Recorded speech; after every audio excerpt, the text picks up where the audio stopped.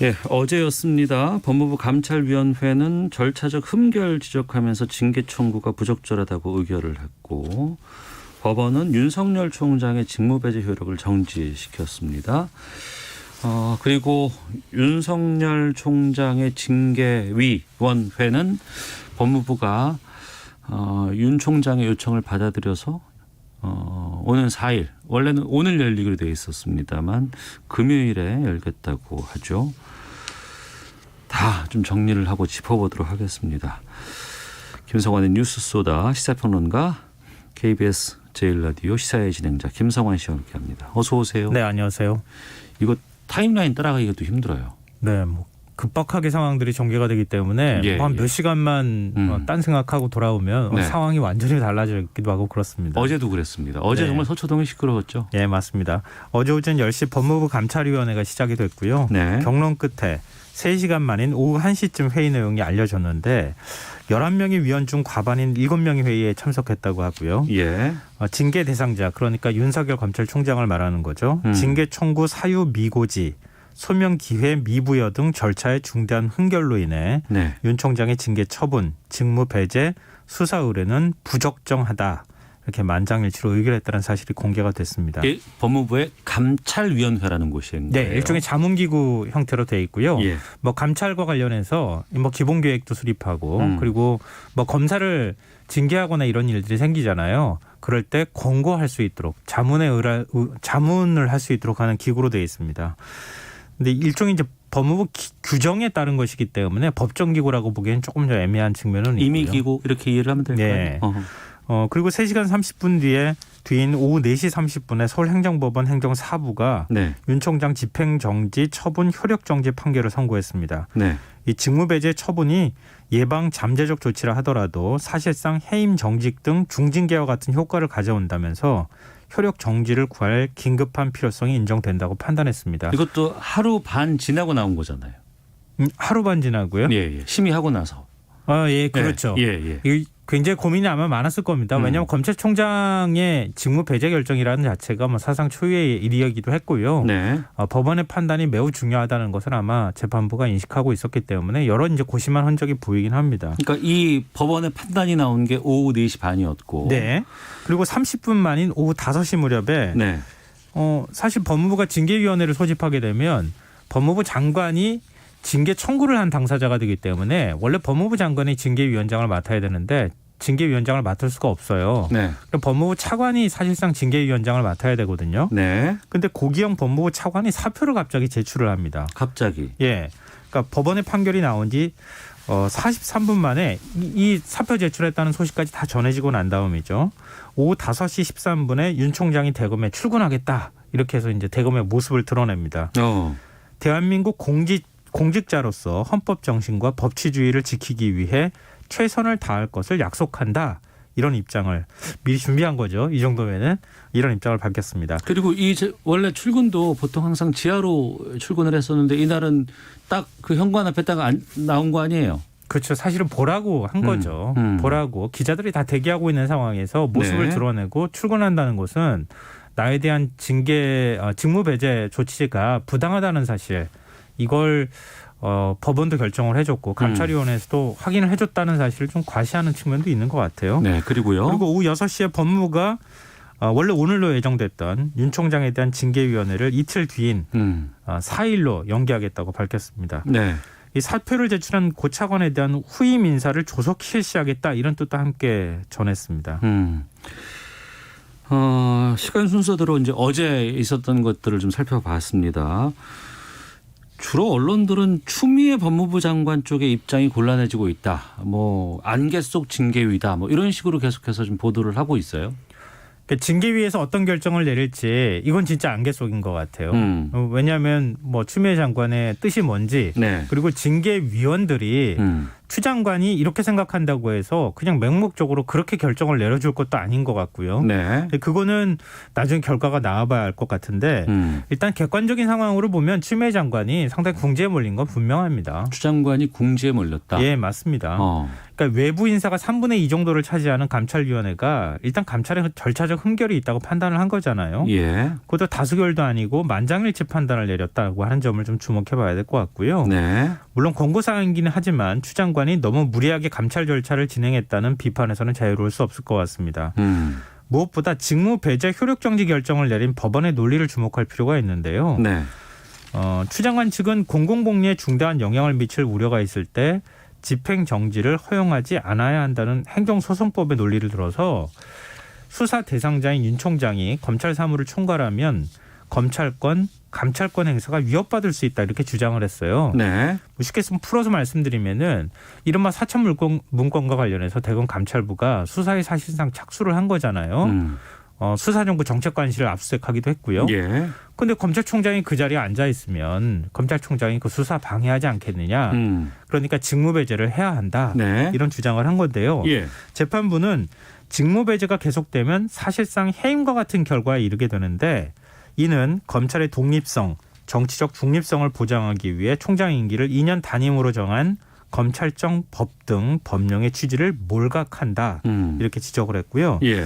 또 검찰총장이 대통령에 의해 임명되고 국회 인사청문회를 통해 검증받는 사실을 적시하면서 직무배제를 허용하는 검사징계법 규정이 인사권으로 전행되지 않도록 숙고해야 한다. 이런 일침을 놓기도 했습니다. 네. 만약 법무부가 징계위 개최를 강행하고 해임, 정직, 감봉 이런 이제 중징계 결정을 내리면 윤 총장이 사실상 직무를 또 수행할 수 없게 되잖아요. 네. 그러면 윤 총장은 또다시 이게 징계가 되면 또 직무가 정지가 되거든요. 네. 그러면 징계효력 정지 신청을 또 법원에 낼 텐데 법원은 이 논리를 들어서 다시 가처분을 인용할 가능성이 있다는 겁니다. 그러니까 앞서 행정법원의 인용 결정을 이후에 다른 가처분에서도 그렇죠. 인용할 가능성이 높다. 예, 그럴 가능성이 있다는 겁니다. 그러니까 검찰총장이 자신의 직을 유지하면서 네. 법무부 장관을 상대로 소송을 벌이는 사태가 또 생겨날 가능성도 있습니다. 지금 법무부 추 장관 쪽은 징계위 소집 강행하겠다. 지금 4일 날 열겠다라는 그런 입장인 거죠? 네, 현재까지는 변함이 없습니다. 어제 법무부가 밝힌 걸로 보면은 뭐 징계 절차에 들어갈 것으로 보이고요. 예. 논리상으로만 보면 감찰위원회란 기구가 징계 대상자의 인권을 중시하는 기구거든요.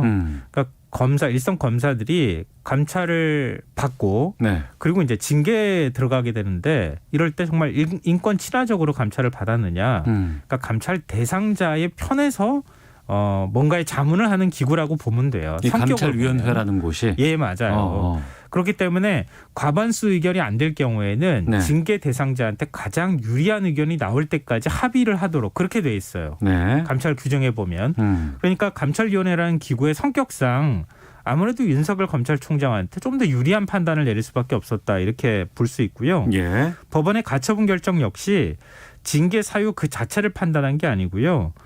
뭐 예를 들면 언론 사주 만남과의 차주와의 부적절한 만남이나 이른바 판사 사찰 문건이 얼마나 심각한 사안인지 그 자체는 판단하지 않았다는 얘기예요. 그러니까 대검은 일회성 문건이고 단순히 사평을 수집한 데 불과하다. 사찰 문건과 관련해서 그렇게 얘기하지만 그 대검의 주장에 대해서는 법원이 판단하지 않았다는 거네요. 그렇죠. 그러니까 단 한 번이라도 공판검사가 아닌 대검의 한 조직이 그러니까 네. 조직적으로 판사의 뒷조사를 했다면 그 자체로도 심각한 위법행위가 될 수도 있다.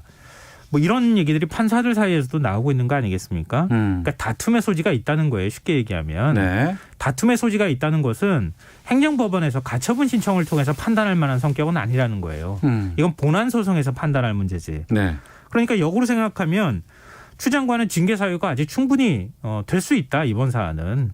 이렇게 생각을 지금까지 하고 있을 가능성이 있다는 겁니다. 네. 이제 그러나 이게 징계가 열릴지부터 이거 좀 그 여러 가지 난관이 예상이 되는데요. 검찰총장에 대한 징계 청구는 법무부 장관만이 할 수 있잖아요. 네. 장관을 제외하면 당연직인 법무부 차관이 공석인데 지금 오늘이나 내일쯤 임명을 해야 되는데요. 네네. 청와대가 이제 임명하겠다는 얘기는 하더라고요. 그러니까 법무부 차관은 대통령이 임명하는 거 아니겠습니까? 네, 그렇죠. 청와대에서는 임명하겠다고 지금 밝히고 있어요? 네. 또 이제 법무부 장관이 검사 2명을 또 지명하도록 돼 있는데 네. 추 장관과 뜻을 이른바 같이 해왔다고 하는 심재철 검찰국장이나 박은정 감찰 담당관은 직권남용 혐의로 고발이 돼 있어요. 이에 충돌의 문제가 발생해서 제척 대상이 될 수 있다. 그 심재철 검찰국장과 박은정 검찰 담당관은 지금 그 징계위에 말씀하시는 건가요? 직권남용으로 고발이 돼 있는 거예요. 그동안의 감찰 과정에서 직권을 남용했다 이런 혐의로. 네네. 근데 그렇게 되면은 당사자이기도 한 사람이 지금 징계를 할 수 있느냐 네. 이런 문제가 생긴다는 거죠. 그리고 지금처럼 검사장부터 일선 검사까지 똘똘 뭉쳐서 추 장관의 조치를 비판하고 있는 상황에서 네. 검사 지명한다 하더라도 그거 징계할 사람은 없다. 뭐 이런 얘기가 검찰 내부에서 또 나와요. 그러면 검사들을 징계는 못하는 거예요? 검사를 징계할 수는 있는 거죠. 징계할 수는 있는데 있으면. 이번 윤석열 검찰총장에 대한 징계는 검사들이 안 하려고 피할 네. 거라는 거예요. 그러다 보면 징계위원회 구성이 안 되지 않겠느냐 이제 네. 이런 얘기가 나오고요. 장관이 또 3명을 위촉하도록 돼 있어요. 변호사나 법학 교수. 네. 이런 경우에 전문가 위촉을 한다 하더라도 전문가들도 이번 사안에 내가 굳이 들어가서 징계를 할 필요가 없다고 생각할 가능성도 있다. 이건 뭐 언론에서 본 추측이에요. 검찰총장에 대한 징계를 내리는 것에 대해서 피하려고 할 것이다. 대부분이. 예. 근데 이건 뭐 지금으로서는 하나의 추측일 뿐이고요. 예. 진짜 징계위가 소집될 가능성은 여전히 남아있기 때문에 아직 뭐 예단하기 어려울 것 같습니다. 어제 그 추미애 장관은 정 총리와 문재인 대통령을 만났습니다. 여기에 대해서도 여러 가지 그 분석들이 좀 나왔잖아요. 네. 근데 정치적 해법을 모색하는 거 아니냐 이런 얘기가 나오는 거죠. 추미애 법무부 장관이 뭐 먼저 사퇴를 할지는 모르겠지만 일단 윤석열 검찰총장은 어떤 방식으로든 현재 직을 유지하기가 쉽지 않다. 어렵다. 그러니까 윤 총장이 사퇴를 하고 네. 그다음에 추미애 장관이 또 다른 책임을 지고 사퇴하는 모양새. 그게 동시일지 아니면 순차적일지 그건 모르겠지만 그런 방식을 취하면 어떻겠느냐 이렇게 얘기가 나오고 있는 건데요. 네. 제가 보니까 그럴 가능성 거의 없어요. 없다. 왜냐하면 무엇보다도 윤석열 검찰총장이 그걸 받아들여줘야 돼요. 네. 근데 그럴 생각이 전혀 없잖아요, 지금. 윤 총장 스스로가 물러날 뜻이 전혀 없다. 예. 어제 대검에 출근하면서 앞서 제가 어떤 발언을 했는지 말씀드렸잖아요. 네. 나는 임기 끝까지 가겠다 이런 의지를 표하고 있고 대통령이 징계를 뭐 제가 하더라도 대통령의 뜻을 직접 확인하지 않는 한 법적 대응을 하겠다 이렇게 윤 총장 측 인사가 언론을 통해서 밝혔거든요. 네. 그러니까 복귀하자마자 윤 총장이 여권에서 가장 부적절한 수사라고 비판하고 있는 대전지검의 원전 수사부터 챙긴다 이런 소식까지 들리고 있는 걸 보면 윤 총장이 정치적 의미로서의 사퇴를 선택할 가능성은 별로 없다. 네. 네. 국민의힘 주호영 원내대표가 이런 말을 했던데 문 대통령이 추미애 장관을 경질을 하고 윤석열 검찰총장은 정치하지 않겠다라고 선언하라. 여권 입장에서는 최악의 시나리오예요. 그걸 아니까 사실은 주호영 원내대표가 그렇게 얘기를 하는 건데요. 네. 추미애 법무부 장관이 현재로서는 스스로 사퇴할 가능성도 없어 보이고요. 만약 추 장관이 사퇴하면 검찰개혁을 추진하는 동력도 상실할 가능성이 있습니다. 네. 이른바 지난해 조국 사태 때 보시면 아시겠지만 6개월 정도 검찰개혁을 추진하는 과정 자체가 흔들렸던 적이 있었거든요. 네. 이번에 추미애 장관이 물러나면 또다시 다른 장관 임명하고 또다시 검찰개혁을 추진한다. 시간상으로도 좀 쉽지 않고요. 무엇보다도 공수처법 개정 문제가 앞에 지금 놓여 있잖아요. 그러네요. 공수처법 개정에서 공수처를 출범시키는 게 당면 과제인데 법무부 장관이 사퇴하면 그것도 쉽지 않아질 것이다. 네. 그러니까 뭐 추 장관이 사퇴할 가능성은 일단 없다 이렇게 보시면 될 것 같고요.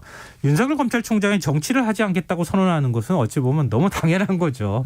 검찰총장이 정치하겠다고 하고 검찰총장 하면 안 그것도 되잖아요. 징계 사유에 들어가 있는 거 아니에요? 네, 그렇죠. 그러니까 그거는 뭐 너무 당연한 얘기를 한 것이다. 오히려 좀 윤 총장이 너무 대선 지지도가 높게 나오기 때문에 견제성으로 발언을 한 것이다 이렇게 봐야 될 것 같아요. 네. 금요일 날 징계위가 열립니다. 어떻게 전망되는지도 궁금하고요. 또 좀 해결 방법 어떻게 가야 될까요, 이게? 일단 문재인 대통령이 얼마 전에 수석 보좌관회의에서 한 발언을 좀 주목해 봐야 될 것 같은데요. 혼란스럽게 보이지만 대한민국은 옳은 방향으로 가고 있다는 자신감을 국민들께서 가져주시기 바란다 이렇게 당부를 했는데요. 절차 진행하는 때까지 다 해보겠다는 것 같아요. 아, 그래요? 예. 오늘 또 나오는 얘기를 보니까 징계위원회 소집 청와대도 알고 있는 것 같고 징계위원회에서 징계 내린다고 하면 대통령이 그 징계 수위에 그냥 받아들이고 제가 할 것 같아요. 그러니까 문 대통령은 현재 주어진 절차들을 끝까지 다 하고 난 다음에 내가 정치적 판단을 해도 하겠다 이런 생각인 것 같습니다. 알겠습니다. 김성환 시사평론가와 함께했습니다. 고맙습니다. 네, 고맙습니다. 내일 뵙겠습니다. 안녕히 계십시오.